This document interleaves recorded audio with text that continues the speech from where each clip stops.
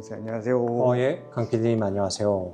저 물건 괜찮은 거 하나 찾았는데 이거 지금 바로 좀 촬영을 하러 갔으면 좋겠거든요. 보니까 학원에서도 걸어갈 수 있을 것 같은데 왜냐면 여기가 주차하기가 좀 복잡해요. 갈까요? 네, 가시죠. 근데 얼마나 걸려요? 걸어서 33분 나오는데 괜찮죠? 가시죠.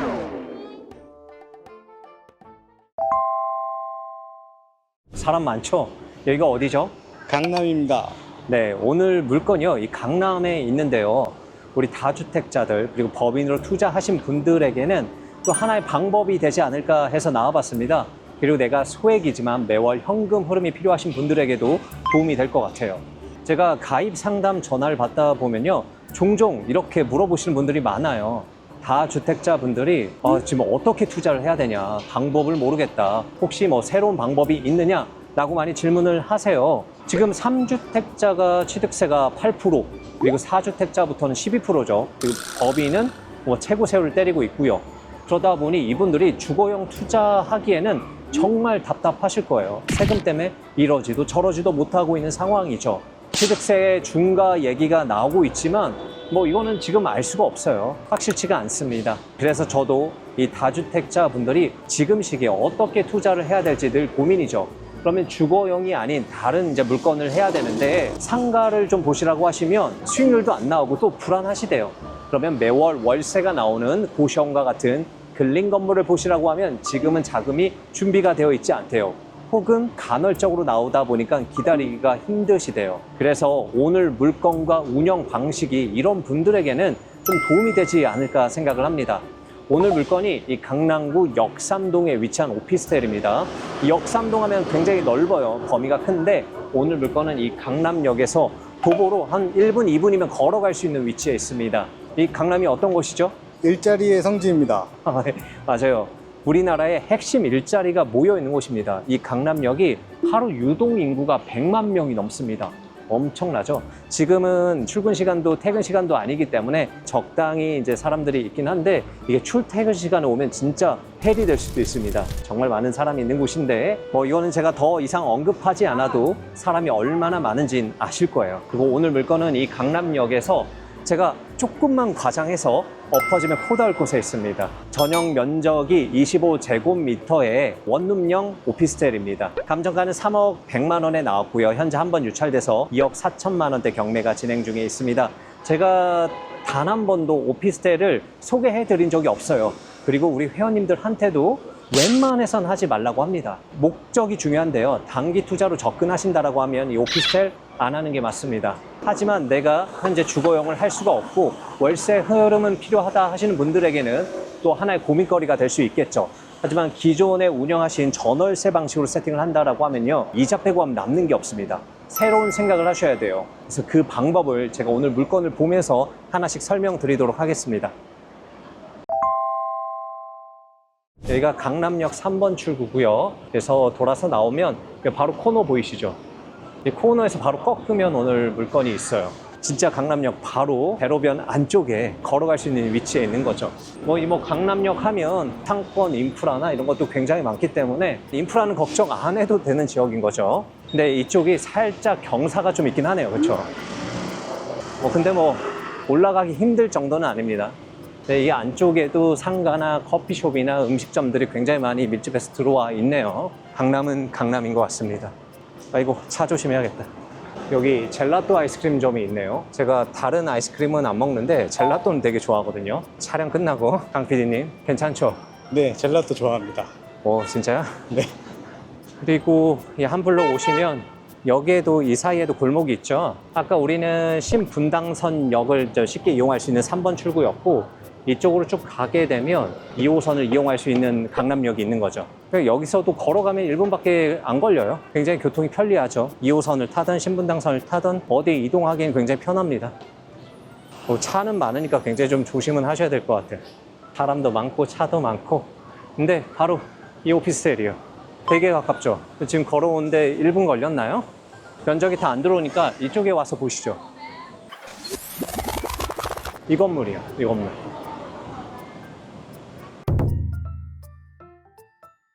오피스텔 좀 보시면 총 15층으로 이루어져 있습니다. 지금 1층하고 2층은 상가로 이루어져 있고 이제 3층부터는 뭐 업무용이든 주거용으로 쓸 수 있는 오피스텔이 있는데 여기가 358세대예요. 오피스텔로 따지면 대단지 오피스텔인 거죠. 이 오피스텔이 2014년도에 입주를 했습니다. 이제 딱 10년 차 된 오피스텔입니다. 이게 신규 분양했을 때 아마 분양가가 굉장히 높았을 거예요. 여기서 하나 좀 말씀드릴 게 신축 오피스텔 분양 절대 받으시면 안 됩니다. 절대 진짜 받으시면 안 돼요. 이것 때문에 굉장히 고생하신 분들이 너무 많아요. 너무 높게 분양이 되기 때문에 월세를 세팅해도 남는 게 거의 없고요. 매도를 하려고 하면 팔리지도 않고 손해를 감수하고 팔아야 겨우 팔립니다. 그래서 신축은 절대 하시는 거 아닙니다.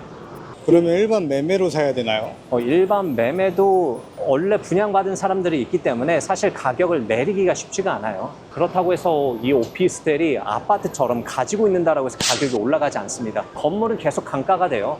사실은 가격이 떨어져야 되는 게 맞죠. 그래서 오피스텔은 가능한 경매로 받으시는 게 가장 안전하고 좋습니다. 물론 저렴하게 낙찰 받아야겠죠. 그리고 여기 주차장 보이시죠? 이게 세대당 현재는 0.5대 가능하더라고요. 물건을 매수한다라고 해서 주차장을 줄지 안 줄지는 또 우리가 확인을 해봐야 됩니다. 0.5대라서 좀 안 줄 것 같긴 한데 아마 입주민 대상으로는 조금 저렴하게 이용을 할 수 있을 것 같아요.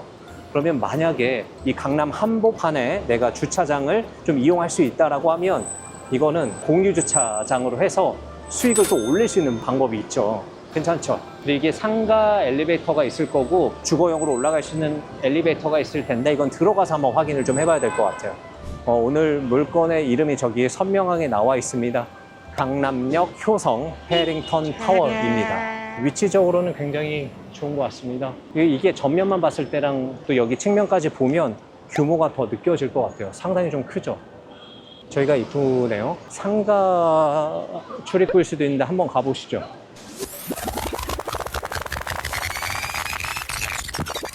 여기가 상가 안쪽에 주거용으로 갈 수 있는 엘리베이터가 따로 있습니다.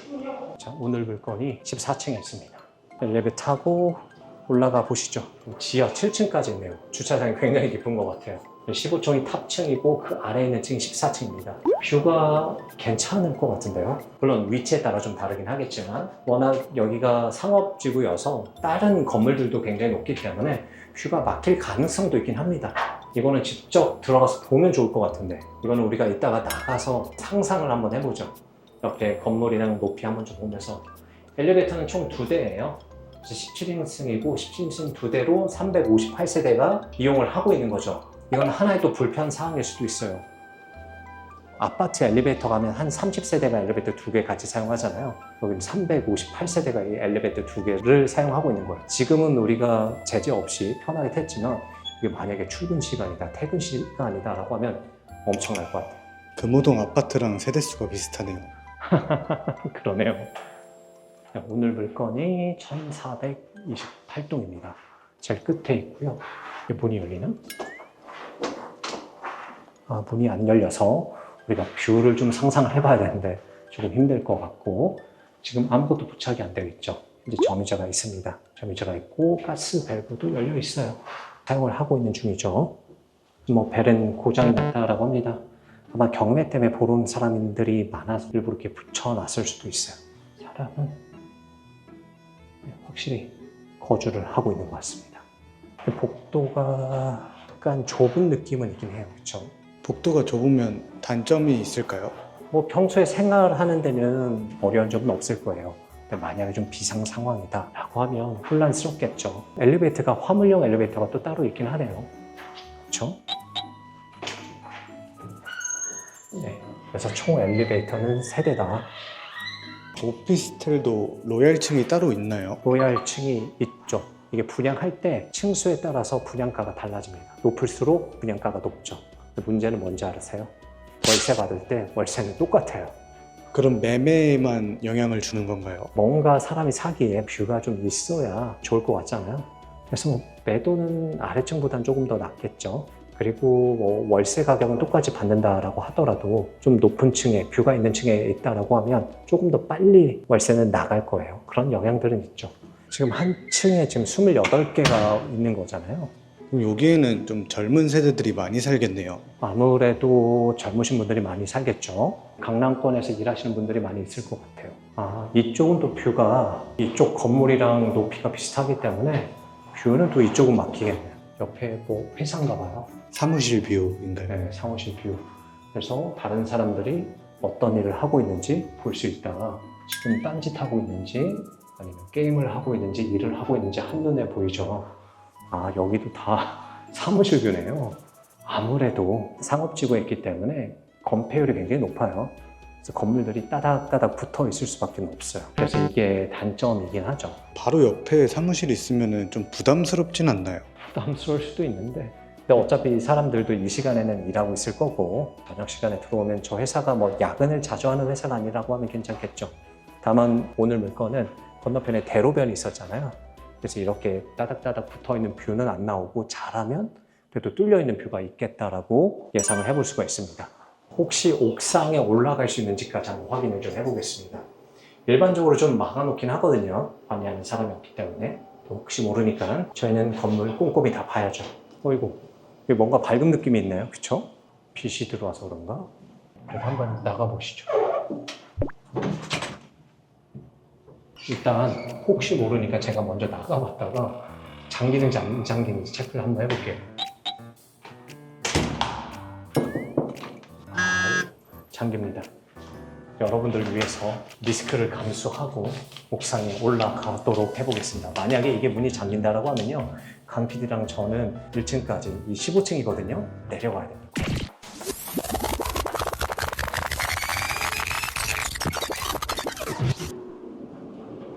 와, 이게 입주민들이 활용할 수 있는 옥상 하단이 이렇게 잘 설치가 되어 있습니다. 물론 실외기 소리 때문에 약간 좀 시끄럽긴 한데 여기서 볕을 즐기거나 아니면 뭐 흡연하신 분들은 금연구역입니다. 담배는 필수가 없겠네요. 그리고 오늘 물건이 이쪽 가장자리에 있었잖아요. 올라가서 뷰를 좀 확인해 보면 이쪽 집이거든요. 뷰는 네, 앞 건물에 조금 막힐 것 같긴 한데 아까 사무실 뷰보다는요 훨씬 괜찮을 것 같아요. 그래도 좀 시원함이 있죠. 그리고 옥상에 올라오면 아이고, 이 강남 전체가 다 보이네요. 이 강남대로 중심으로 이쪽은 서초동, 여기가 역삼동이잖아요. 역삼동 일대가 다 말끔하게 보입니다. 오늘도 날씨가 좋아가지고 이런 날 가끔씩 옥상에 올라가서 산책해도 괜찮겠네요. 저녁에 바베큐를 구워 먹을 수 있는지 모르겠어요. 아까 안내 표지만 보니까 야간에는 아마 출입이 불가한 것 같아요. 그리고 여기는 뭔지 모르겠네요. 사무실인가요? 반대쪽도 있습니다. 반대쪽도 한번 가볼까요? 못 나가는 건 아니겠죠? 이쪽으로 갈 수 있습니다. 네. 우리 강 PD님이 굉장히 똑똑해요. 이렇게까지 옥상 공간이 굉장히 넓게 잘 되어 있습니다. 저기는 아까 반대쪽에 보였던 사무실 뷰 있는 사무실이네요. 오늘이 폭염주의보거든요. 그늘에서 오늘 권리사항에 대해서 잠깐 좀 말씀드리도록 하겠습니다. 등기를 좀 보니까요, 22년의 현 소유자가 오늘 물건을 3억에 매수를 했습니다. 근데 지금 시세를 우리가 부동산과 한번 확인을 해봐야 되겠지만 저희가 손품으로 봤을 땐 뭐 3억 이상 받기는 좀 어려울 것 같아요. 2년이나 지났는데 가격 상승이 좀 없었죠.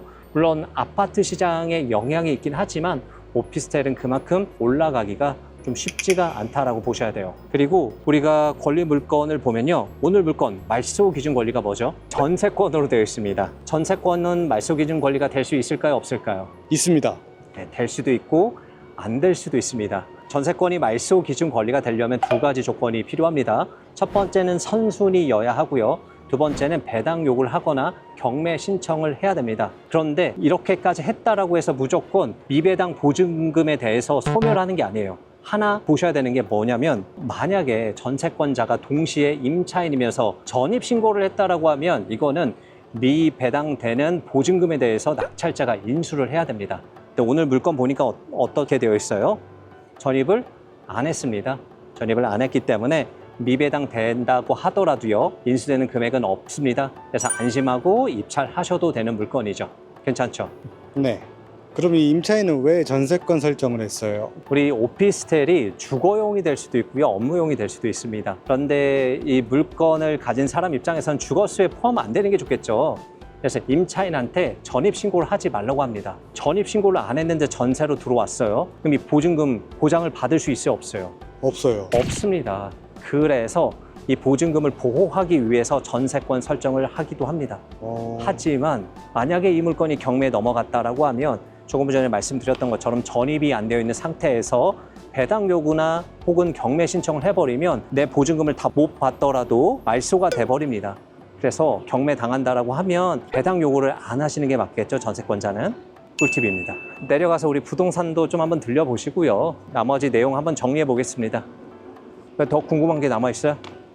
그럼 배당 요구를 하면은 못 받고 안 하면은 받을 수 있는 건가요? 안 하면 다 받을 수 있죠. 근데 만약에 이 보증금이 너무 높다, 시세보다 높다라고 하면 아무도 입찰을 안 하겠죠. 네, 그건 상황에 따라서. 우리가 아까 장치한 게 그대로 남아 있어야 될 텐데 없애면 우리 걸어가야 돼요, 강 PD님. 설마? 안 돼요. 다행이다. 우리는 엘리베이터 타고 내려갈 수가 있겠습니다. 무서웠습니다. 15층 정도야. 뛰어서 내려갈 수 있잖아요. 제가 아프간 특수부대 출신으로 15층 정도야.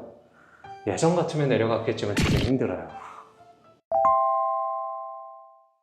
안녕하세요. 월세 없어요, 방이? 예약하셔야 돼요. 일단 잠깐만 앉으세요. 혹시 주차하면 비용 따로 받나요? 여기는 5만 원. 5만 원. 무료는 없고요. 여기가 아니어도 바로 옆에 또 오피스텔 하나 있던데. 네, 금액은 비슷해요. 5만 원 정도. 5만 원 정도. 그래서 지금 상태로는 계약은 다 이미 돼 있고 2개 남았는데 지금 정식으로 나온 거 1개만 남았고요. 그다음에 저희가 좀 기다렸다가 만기가 계속 물건 나오면 이제 바로 알려드릴게요. 얼마예요? 지금 나와 있는 거는 1,115. 115. 와, 이제 115까지 생각해야 되는구나. 네, 싸진 않아요. 그러니까 조금 싸게 나오면은 105, 110짜리도 있어요. 조금 비싸게 나오면 115, 120, 125도 나와. 근데 제가 120은 비싸다고 생각을 하고 그 이상 얘기하면 문제가 너무 과하니까 얘기를 하는데 관리비는 얼마 나와요? 아무것도 안 써도 10에서 12 정도 나와요. 한여름 한겨울로 너무 편차가 심하니까 보통 에어컨하고 난방 안 쓸 때 기준으로 주차 안 하시는 분이요 15에서 18이 제일 많아요. 주차비는 5만 원. 주차는 여기 따라갈 데 없고. 네, 수고하세요. 강 PD님, 우리가 부동산까지 다 보고 나왔는데 오늘 물건 어떻게 활용을 하면 좋을까요? 단기 매도는 안 될까요? 단기 매도 가능은 합니다. 단기 매도 가능은 해요. 하지만 단기라고 하기에는 매도하는 데 시간이 좀 걸릴 수가 있어요. 사실 상가든 오피스텔이든 지금처럼 금리가 높을 때 사는 게 맞고요. 금리가 좀 떨어질 때 조금 차익을 보고 매도하는 게 좋습니다. 하지만 그 시간까지 약간 단기까지는 좀 힘들고 그래도 좀 걸린다라고 생각을 하셔야 돼요. 물론 우리가 저렴하게 샀기 때문에 지금 나와 있는 시세보다 좀 낮춰서 판다라고 하면 매도는 되겠죠. 하지만 우리가 보유하고 있는다라고 해서 오피스텔이 아파트처럼 가격이 올라가진 않습니다. 그게 좀 아쉬운 점이죠. 그럼 월세는 안 될까요? 월세, 전세, 월세 세팅 가능합니다. 지금 전세가 우리 부동산에서 알아보니까 2억 6천까지 가능하잖아요. 그럼 우리가 얼마의 낙찰 받느냐에 따라 다르긴 하겠지만 잘하면 내 투자금 거의 없이 혹은 풀빚까지 기대할 수 있는 물건이죠. 근데 이건 앞서 말씀드렸지만 우리가 갭 투자하는 거는요. 이 물건이 시간이 지남에 따라 그 가치가 올라갈 때 하는 거예요. 그래서 전세하기에는 좀 아쉽다. 물론 이제 전세 세팅하고 내 투자금 없이 이 물건을 사줄 사람이 몇 명 있긴 합니다. 그렇게 매도하는 방법이 있긴 해요. 그리고 월세는 이제 효성 같은 경우에 지금 5천에 90 나와 있고요. 그리고 1,000에 115까지 물건이 있습니다. 지금 매물이 없대요. 그래서 월세 맞추는 거는요. 엄청 빨리 맞춰질 수는 있어요. 예약까지 할 정도더라고요. 그런데 월세를 맞추면 우리가 또 이자가 나가잖아요. 이자가 거의 70에서 80 정도 나간다라고 하면 이 정도 투자금 들이고 내 순수익이 30, 40밖에 안 되거든요. 많이 아쉽죠. 그러면 어떻게 투자를 하는 게 좋을까요? 예. 이제는 제가 영상에서 너무 많이 언급했기 때문에 많은 분들이 알고 계실 거예요. 뭐죠? 단기 임대 플랫폼 33M2를 좀 활용하면 됩니다. 여기가 어디죠? 강남이요. 아까 월세 구하기도 굉장히 어려웠죠. 네. 그만큼 수요가 충분한 곳입니다. 그래서 우리가 단기 임대 플랫폼 33M2 활용해서 맞춘다라고 하면 쉽게 맞춰질 거라고 예상이 됩니다. 그럼 우리가 수익률 분석을 하기 위해서 잠깐 계산을 좀 해볼게요. 오늘 물건 최저가가 2억 4천인데 우리가 2억 5천에 낙찰 받는다라고 가정을 해볼게요. 그러면 오피스텔이기 때문에 취득세는 몇 프로죠? 4.6%. 그다음에 기타 이전 비용들이 있어요. 이것까지 합쳐서 한 1,400만 원 정도 나올 것 같습니다. 그리고 우리가 그냥 우리 돈 다 들여서 살 건 아니잖아요. 대출 받겠죠. 70에서 80% 정도 나옵니다. 법인도 대출이 잘 나와요. 그럼 75% 정도 대출이 나온다라고 하면 내 투자금 얼마가 필요해요?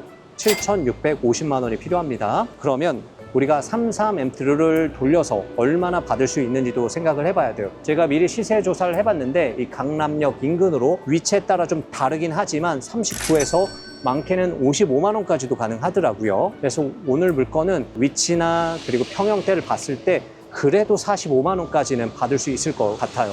일주일에. 그리고 관리비를 별도로 설정할 수 있는데 8에서 12만 원 정도 하더라고요. 우리는 한 10만 원 정도 받는다라고 하면 일주일에 얼마예요? 55만 원. 한 달이면 얼마죠? 220만 원. 220만 원의 월세를 받을 수 있는 거예요. 그러면 우리가 이자도 나가고 관리비도 나가잖아요. 이자 같은 경우에는 75% 대출 받는다고 가정을 하고 금리가 5%라고 하면 이자가 78만 원입니다. 관리비는 한 12만 원 정도 나오면 합쳐서 90만 원. 220에서 90을 빼면 130만 원 정도 남는 거죠. 순수익. 그래서 매월 130만 원이 남을 수 있는 물건이다. 그럼 수익률이 한 20% 정도 됩니다. 연간이면 얼마예요? 1,600만 원. 이걸 내가 2배 돌린다. 그럼 얼마죠? 3,200만 원. 거의 웬만한 사람들 연봉 수준 정도는 되는 거겠죠. 2개 돌리면. 그리고 지금 금리가 좀 높아서 그런데 조금 떨어진다라고 하면 순수익이 조금 올라가요. 130이 아니라 한 160 정도까지 올라가는 거죠. 수익률 측면에서는 훨씬 더 나아질 수 있다라고 보여집니다. 근데 청소비 발생하지 않나요? 물론 청소비를 누군가에 맡긴다라고 하면 비용이 발생하겠죠. 근데 이조차도 단기 임대 계약하신 분에게 청소비도 별도로 청구가 가능해요. 그래서 맡긴다라고 하면 그 청소비 받아서 어차피 줄 거기 때문에 별도의 비용이 들어가진 않습니다. 근데 심지어 내가 만약에 직접 청소를 해. 그럼 어떻게 돼요? 더 수익이 많이 남는 거죠.